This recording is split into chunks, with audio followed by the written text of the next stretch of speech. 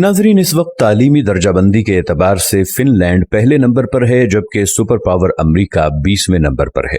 2023 तक फिनलैंड दुनिया का वाहिद मुल्क होगा जहां मजमून यानी सब्जेक्ट नाम की कोई चीज स्कूलों में नहीं पाई जाएगी।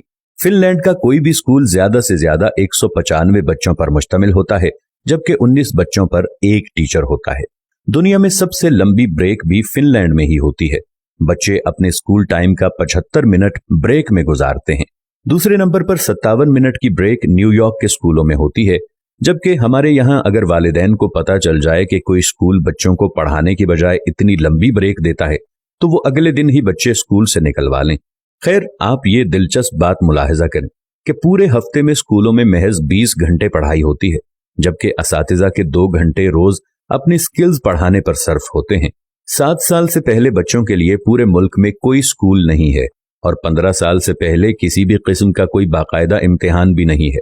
रियाजी के एक उस्ताद से पूछा गया कि आप बच्चों को क्या सिखाते हैं, तो वो मुस्कुराते हुए बोले, मैं बच्चों को खुश रहना और दूसरों को खुश रखना सिखाता हूँ, क्योंकि इस तरह वो जिंदगी के हर सवाल को बाआसानी हल कर सकते हैं।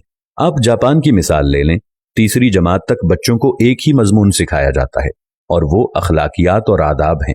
हजरत अली रज़ियल्लाहु अन्हु ने फरमाया, जिसमें अदब नहीं उसमें दीन नहीं। मुझे नहीं मालूम कि जापान वाले हजरत अली को कैसे जानते हैं और हमें अभी तक उनकी ये बात मालूम क्यों ना हो सकी। बहरहाल, इस पर अमल की जिम्मेदारी फिलहाल जापान वालों ने ली हुई है।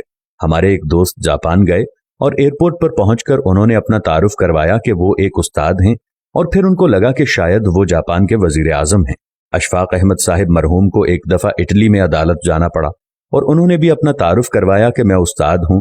वो लिखते हैं कि जज समेत कोर्ट में मौजूद तमाम लोग अपनी नशिस्तों से खड़े हो गए। उस दिन मुझे मालूम हुआ कि कौमों की इज्जत का राज उस्तादों की इज्जत में है।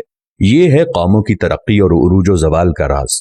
जापान में माशरती उलूम पढ़ाई नहीं जाती है, क्योंकि ये सिखाए जाने की चीज है, पढ़ाने की नहीं, और वो अपनी नस्लों को बहुत खूबी के साथ मुआशरत सिखा रहे हैं। जापान के स्कूलों में सफाई सुथराई के लिए बच्चे और असातिज़ा खुद ही एहतमाम करते हैं। सुबह 8 बजे स्कूल आने के बाद से 10 बजे तक पूरा स्कूल बच्चों और असातिज़ा समेत सफाई में मशगूल रहता है।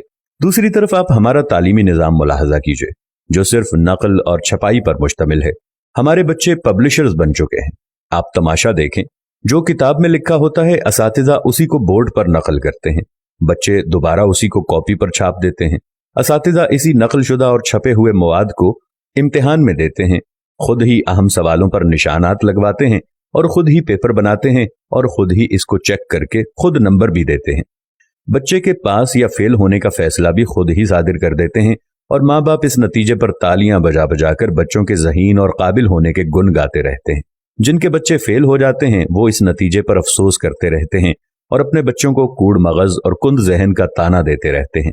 हम 13-14 साल तक बच्चों को कतार में खड़ा कर करके असेंबली करवाते हैं और वो स्कूल से फारिग होते ही कतार को तोड़कर अपना काम करवाते हैं। जो जितने बड़े स्कूल से पढ़ा होता है, कतार को रौंदते हुए सबसे पहले अपना काम करवाने का हुनर जानता है।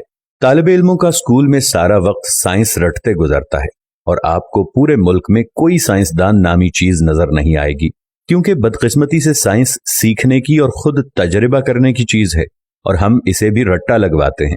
आप हैरान होंगे, मैट्रिक क्लास का पहला इम्तिहान 1858 में हुआ और बरतानवी हुकूमत ने यह तय किया कि बर्रे सगीर के लोग हमारी अक्ल से आधे होते हैं, इसलिए हमारे पास पासिंग मार्क्स 65 हैं तो बर्रे सगीर वालों के लिए 32.5 होने चाहिए।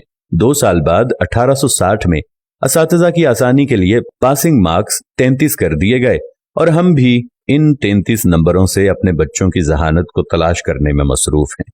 अल्लामा इकबाल रहमतुल्लाह अलैह के शेर का ये मिसरा इस तमाम सूरत हाल की सही तरह से तर्जुमानी करता नजर आता है। जो शाख नाजुक पे आशियाना बनेगा, ना पायदार होगा।